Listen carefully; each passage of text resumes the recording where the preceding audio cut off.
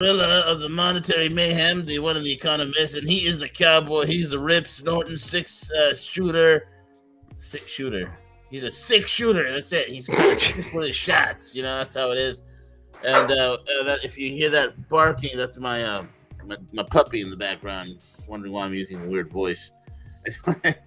Thank you all for listening to Algo Factory Tech. And look, here's the deal: if you're sitting on the sidelines watching the world go by, stop doing that. It's enough. No more spectating and procrastinating. Join Algo Factory Tech. Take advantage of the largest transfer of wealth in human history that's about to take place. Do you want to get paid? And if you do, Algo Factory Tech not only shows you how to trade, but we teach you on how to build the algorithms that trade on your behalf 24 hours a day, 7 days a week, in any market in the world, whether the market is crashing and burning. I don't care if you're in Kabul, Afghanistan. I don't even think they have a stock exchange there, but if they do, you ain't got to worry about it. If you're in North Korea and you have a VPN, you can trade markets in Asia. If you know how to work the algos right here as we teach you on AlgoFactory.tech. With that being said, Cowboy, let's get into it, buddy. All right. Yeah, looking, those who watched the show yesterday got to see how I've got my broker hooked up to the auto trader. And so that is exciting. It's something that I've been working on for years. And I didn't know where to start with it. And I didn't want to spend like 15 grand, just to make it happen. I wanted to actually get my algorithm written. Once that algo was really, really on point, then I was ready to go ahead and have that coded and all that stuff. So this is where it is. This is a culmination of a few years worth of work. That's when you're just learning how to trade, which I started in 2017, and I really put the pedal to the metal on technical trading in 2019, and learning how to treat my trading like a business and trading psychology, all that kind of stuff. That's when I really started to do that. So it's taken a few years, and I was happy to trade manually, because you can make plenty of good money doing that. Swing trade manually. I was full-time trader. I could actually day trade manually, and there's a certain level of excitement to that. But I learned that excitement and emotion actually can be an enemy to trading. That's part of the trading psychology. So one thing that can be done is to have your algorithm coded into an indicator, right? And I'm not talking about an auto trader necessarily, although that's on the path, but just an indicator. And I've showed that indicator. I showed it on the Thursday show. I showed it yesterday in this show, right? So I can just let that indicator tell me when to enter, when to exit, right? Algorithmic entries, algorithmic exits. And that allows me to just kind of set the trade. Yeah, sure. I'm hitting the button to get in, right? I'm not letting a computer do that. I will let a computer hit the buttons to get out, right? So, but in the end, once you have that down, once you're deployed, once you're profitable, the option is to, go ahead and have that coded. And we do have there are many ways to have that done as far as who to talk to. You can simply look up, a good Pine coder. If you're on TradingView, if you're using, say, if you're using the electronic assistant on MetaTrader, there's a lot of people in the MQL5, MQL4 communities who code as well. So you can have, something coded on MetaTrader. We don't really do that kind of discussion here as far as like trading on MetaTrader directly. That's not something that we've done here. Maybe at some point we'll go that route, but I think we have enough to worry about with developing an algorithm. TradingView, in my opinion, has a lot more customized indicators. I think we'll probably stick to that. But long story short, yeah, it's just, you keep the emotion out of it. You follow the algorithm. You do what it says. And then if you lose a trade, you lose a trade because if your algorithm is tested and everything else, then you have an idea of how many you're going to win, how many you're going to lose, that kind of thing, right? So I'm going to bring up my new test algo here. And so y'all can see what I'm working on. This is the next gen. And you'll see on the far right, when I zoom the screen in, you'll see my custom algo is actually involved in this. So you can see it on the right here where this white line is. That's my custom algo that I actually had built, and the one I created. And then the rest of these are all just custom indicators that I've found over the years in TradingView. So yeah, I mean, that's, I'm going to now take this data, compile it with the data, that you see on the left, and create an entirely new algorithm based on my new algo. So I'm going to actually do a next gen. And I worked all day on it yesterday. All that's left really is to test it. So I just got to create it and then I got to test it. And, that takes time. But it doesn't take a lot of time. I mean, it depends on how quick you are. We got some comments. Valley Girl says a fabulous Friday, like as in Fibonacci, fabulous Friday to all out there in the land of algo. Leaky faucet day today. What Valley Girl is talking about that here is that sometimes 3 or 4 times a month, the gorilla comes on for our private session, which is actually after this session. And he discusses, like some high level information. So let's, I know we've said this before, but, Stop the gorilla lying. deals. You know that the only thing I discuss is my meatball recipes. That's it. Well, and your makeup tutorials. That's all I discuss, man. That's code. Meatball recipe is actually code for makeup tutorials, just so y'all know that. Yeah, we put on makeup. We're like that. But no, in reality, the gorilla does multi-billion-dollar deals in the crypto and precious metal space. And when you're doing deals that big, you're dealing with people who tend to have information before others. And because they're, when you're moving those levels of money, then the roadblocks, the headwinds, and or the tailwinds that kind of enable you to move that kind of money, those are going to give you really big clues as to what's actually happening in the world, right? Because when you're a billionaire, it's a different life. I know Vela's our friend over at Rogue has talked about how when you're a billionaire, you're in a new class of people and you're actually in kind of a dangerous group. Dangerous for you, not that the billionaires are necessarily dangerous, but it's just that you now have a certain level of power and other people are going to want to make sure that you toe the line, because you can actually mess it up for people. You can mess up their investments. So that said, once you have that data, it's also, I know that whatever V is sharing, none of it's investment advice. That's for sure. We don't do investment advice. If you're going to risk your money on markets, you got to go talk to a licensed investment advisor. Okay, so we just talked about the nuts and the bolts. We talked about information. But whatever the gorilla does talk about, none of it's privileged. We're not breaking any NDAs or rules. But it's just kind of high level enough to where the gorilla's only going to share that with Algo Factory, right? So, if you want that, if you're already a fan, especially, you understand how tight the gorilla's info is. If you want more of that, go ahead to that website, zap that QR code, come join us. Today is that day in the private lab. So in about 20 minutes, we're going to start jumping into the drips data. So I'm tempted to trade on this, but I need certain things to line up. Let me go ahead and start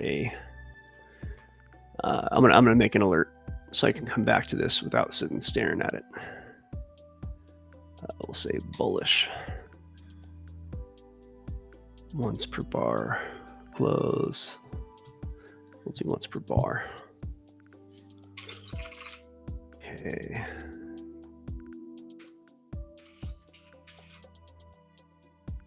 And our notifications will be pop up. Yeah, no email. Okay, so let me see. Let's take a quick look. There's nothing on the calendar necessarily. Oh wait, you know what? There is. There's 6:30 a.m. Empire State Manufacturing Index. So that was about 10 minutes ago. There's the Empire State Manufacturing Index, which basically is going to Empire State being New York, and it's just a level of diffusion index based on surveyed manufacturers in New York State. I know back in the day, New York built a lot of manufacturing, and so I'm sure there's quite a vestige of that left. And so that measurement has been a bit of a bellwether as far as whether conditions are improving or not. And I can tell you here, based on this, let's go ahead and refresh the screen to find out what the number is. Now remember, the data that comes out isn't necessarily true or false, but the market's going to react to it as if it is. And this says here that the conditions are positive slightly. Now, this is a change from prior months, which we had some pretty significantly negative scenarios, which bad news is good. It's a heavy impact event, but I can tell you right now, just looking at the Dixie, that we're not seeing a big change. Let me roll over to the DXY, and we'll see if this data from 10 minutes ago is actually making a difference in the markets. I know that actually the markets were a little spooked. There was some kind of bad macro from China that came through. So, there's some funkiness there, but let me go with DXY. Yeah, gold took a kind of, not unexpected, but yeah, I mean, an unplanned drop, if you will. Now, and when that happened, some traders got knocked out of their trades and so on. But now what we're going to do is take a look at the Dixie in the last 15 minutes to see if this positive data from Empire State, this manufacturing is going in the right direction, made the dollar stronger, and it actually did a little bit. I mean, it was, nothing out of the ordinary, though. Like, nothing that is terribly out of the ordinary. We're seeing those kind of movements quite regularly. So you have this kind of spike up that was really only these two candles, right? So if I were to spread this out, you'll see it's just that movement. And that's not terribly different to say, like, this price. I mean, really in the scheme of things, like, this price movement from here to here is really not that different. The price movement, say, from here to here and even next to it on the way down, those are, I'm not noticing a very big impact to the Empire State Manufacturing Index. So let me tell you what, today is the triple witch. So today is the largest September options expiration in history. So there's been a lot happening. Well, actually, the opposite of a lot happening, right?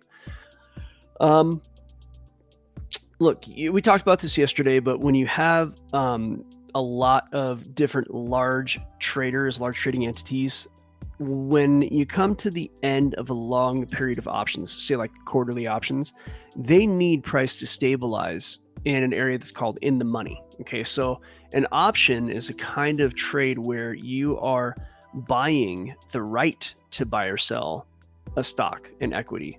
And that's going to be, and I think there might be not just equities. I think there might be, other instruments that options cover, but usually I'm thinking of equities. And so, like a stock. So basically, like, for example, let's just say Amazon was like, $1,000 and you think it's going to be $1,200 in like 3 months. Then what you can do is buy a call option so that in 3 months, when the price is $1,200, if you're correct, you can buy that stock for $1,000 at a share, right? And essentially you're spending a very small amount of money to control a very large amount of stocks. And if you're right, that's quite profitable because you can go turn around and sell those stocks and make, $200-$300 on each share, right? So that's that's the kind of the bare definition of how options work, but there's a lot going on with options. Long story short, they tend to expire at the end of the quarter. And if price, most of your funds are going to trade in a similar fashion. You have very large amounts of money in some of these funds and asset managers, and you can't really just go around buying and selling things at will. It takes a long time to enter, a few $1 billion into a particular instrument without moving the market. So it's, a lot of these, I think a lot of these are, and V would know more about this than me, but I think a lot of these very large purchases are done over the counter. Is that correct? Yes, that is correct. So if you're buying like, a few $1 billion of Amazon stock or something, I think a lot of these are not done by going on to freaking E-Trade. Like, hell no. That's an OTC. Yeah, OTC, man. So, also that would be a privacy issue too. The deal would be, although I think a lot of these deals have to be registered anyway, but there's a period of time where no one knows about them.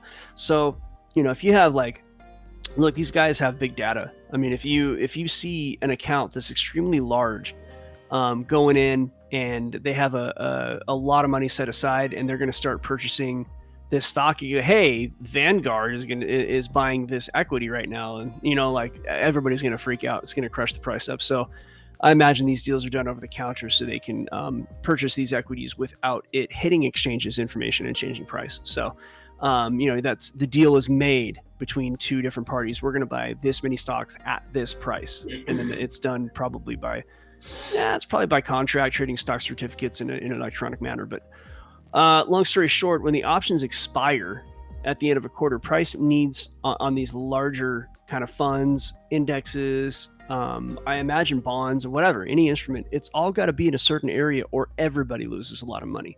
And everybody's not going to allow that to happen. When you have everybody that matters, people who move markets, when they're in the red, they're going to work together to not be in the red. Like, just, it's as simple as that. Yeah, we have the master market makers. That's what we realize.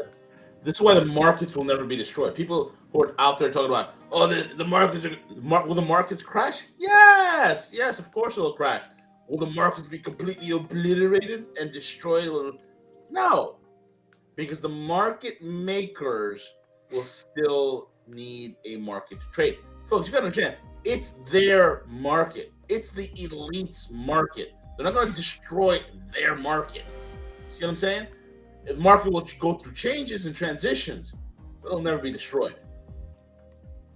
Well, and with equities, I think like half the money in equities is coming from retail, but it goes through like 401ks and stuff. So absolutely, you have a certain percentage, 3 to 6% of people's paycheck going into 401ks, and that provides a lot of opportunity for the elites to use that as buying pressure. Or if I imagine in certain scenarios when these funds rebalance, it might be that they rebalance at a bit of a loss, and then that might provide buying opportunities for elites as well. I don't know how often that happens, but I am fairly confident, very confident that these funds do allow a lot of exit liquidity for a lot of the elites towards the top. And a lot of actually, pushing assets up already owned by some of these elites. I mean, if you don't think that's true, I got a bridge to sell you. So that said, at the end of the quarter, things have to be at a certain price or everybody loses money. These people are market makers. It's their market. If the boat leaves, they will bring the boat back. That's how it goes. So they're going to go ahead and keep things where they need to be. And this September, I've been trading since 2017 and really actively since, in other markets besides crypto since 2019. And I'd have to look at the data to be sure. But this September so far, this first 2 weeks has felt really light on volume compared to prior years. Now, I'd have to really look. I'd have to go back and look, but it seems like super choppy. That would indicate something big is probably going to happen in October. Because look, this is one thing about markets, and I've shown this to everybody a number of times. It happens on all time frames. This happens in all time frames, but markets are an ebb and flow. And you have a period of chop, and then you have a period of volatility. And the period of chop tends to be longer than the period of volatility, right? So you can see that was a period of chop I just drew, right? And the volatility is like a fraction of that, like a third of it, right? So you have this long period of chop, and then you have like a shorter period of volatility. And then you have a long period of chop, and then you have a short period of volatility. You see how that works? So now that first algo that I built, the one that you all are kind of, I've been showcasing really, and the one to which we're going to find a way to give people access. It's not that hard to do. I just have to add some code to the algo. I'm actually adding the code myself. I'm being told what to do, but it's my foray into coding anyway. So long story short, we're in this period of chop right now, and it's been going on arguably. Well, we can look at the chart to tell you how long it's been going on. Let's look at the SP 500.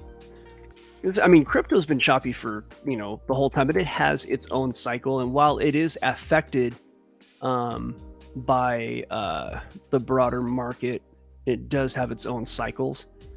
So if I were to, so this is a daily, got a lot of data mapped out here. I like to clear my charts every so often so I can reassess. It's a healthy thing to do. And so we're on the daily. So yeah, it's been choppy really,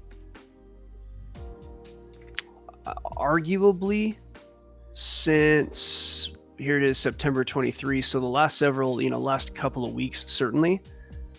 But there was some volatility in August, which is abnormal. And there's an impulse down. Now, there's been a retracement up, and that retracement up has been going on since like halfway through August. We're halfway through September.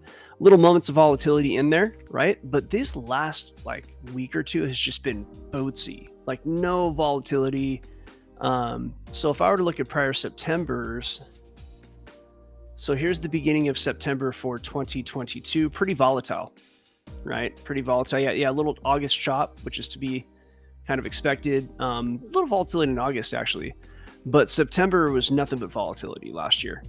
It was 2022, so that was also kind of a unique year. But you can see it's all very exciting. Plenty of opportunity in September of 2022. 2021, we are in the age of what, at that point, pandemic, whatever. September was pretty volatile. I mean, August was typically boring. But September 2021 had a fair amount of volatility. It took a week to kind of kick off, but you had some decent volatility.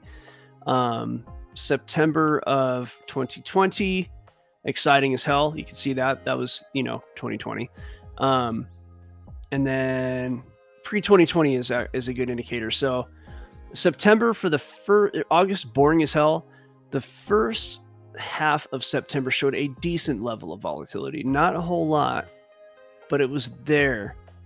And then actually the second half of September was boring as hell, which is kind of expectable leading up to the end of the quarter. But look what happened after September ended.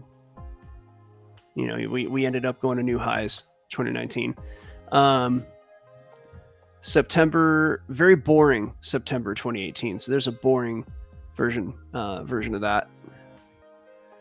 And September, well, I don't know. I mean, I say boring, but that was a different time now, 2017.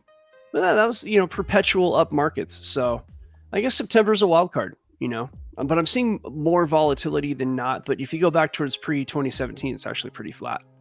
But you can see here after October, it's even flat. But you got a lot of action in November. So I don't know.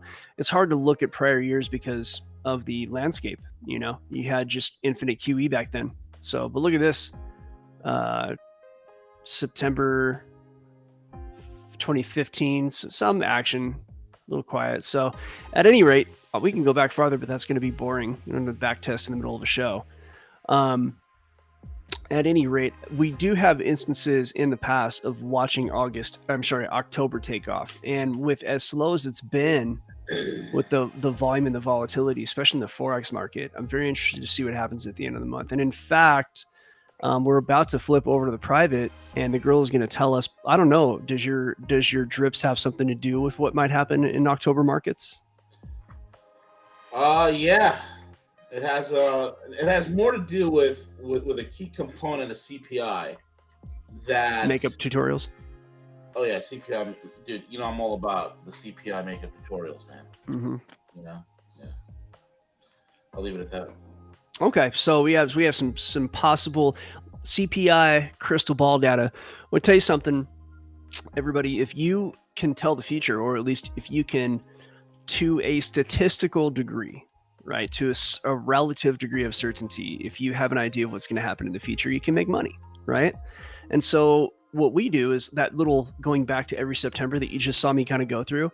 I know that if you do that 100 times, it's mind numbing, right? But what we do is we develop an algorithm using indicators, and then we will go back through the data for 200 test trades. It can be grueling, but you can get done 10 a day. I mean, it's not that big a deal. You get it done over a few weeks. Some people it takes longer. Brad King says the tutorials are on point. Oh, the makeup tutorials. Yeah. Okay. I thought you were talking about nobody does a smoky eye better than me. I'm sorry. Smoky eye. The fact that you know that. Yes. Smoky eyes. The fact that you know that, bro, makes me really attracted. Hey, man. I was hanging out in the village in New York City. There's not enough voice fry in that, dude. Yeah. That's more of a California thing. The voice fry. Oh, yeah. Well, that's where I'm from. So yeah. Got the voice fry down. Yeah. But really, so we go back, we do all these test trades, we understand the statistical probability of our algorithm working. And once we know that, we can tell whether or not we want to deploy said algo. So we deploy it at a very low level. We don't put a lot of money on it, but we deploy it in the real market, right? Or you can even do a demo trade, but I don't like demo. I like to do real money, even if it's a small amount, because psychologically it's different. If you're manually trading and you have real money on, you're going to treat it differently. So, I might put $100 and, trade 20 cents at a time kind of thing, or whatever, $2 at a time, like something that's just not going to hurt me. And then I will trade that for 100 trades. And then once I've gone to 100 trades and I see that the real-time success matches the 200 trades before that, then I'll go ahead and deploy. That's on a lower time frame. If you're trading on like swing trading 4-hour time frame, you might have to maybe move a little quicker on that. You might have to increase your input, your position size a little more quickly than 100 trades, because like 100 trades in a 4-hour time frame might be like a whole year. So you might have to do something different on that. But at any rate, that's what we do. And if you can tell the future, then you can, to a degree of statistical probability, statistical certainty, I should say, then you can make money. And that's what I do. And Algo Factory gives you those tools. Now, whether or not you are successful is going to be up to you. Mostly it's going to be up to your work ethic, right? There is a certain personality that it takes. Let me rephrase that. Most personalities can trade, but there is a certain personality that probably is not fit for that. But most of the people who are not fit for trading don't seek it out. It's usually how it goes. So chances are, if you're interested in doing this and you do have a good work ethic and you have, what's the word? Not diligent, discipline. If you have discipline, there's a high probability you'll be successful. And on top of that, we have the drips 2, 3, 4 times a month, like we're about to have in 3 minutes here, 2 minutes. And the gorilla, who I've been following since 2016, by the way, and working with since 2017, the gorilla has his SHIT together on the macro. His predictions have been, better than 80% right, better than 80% of the time, right?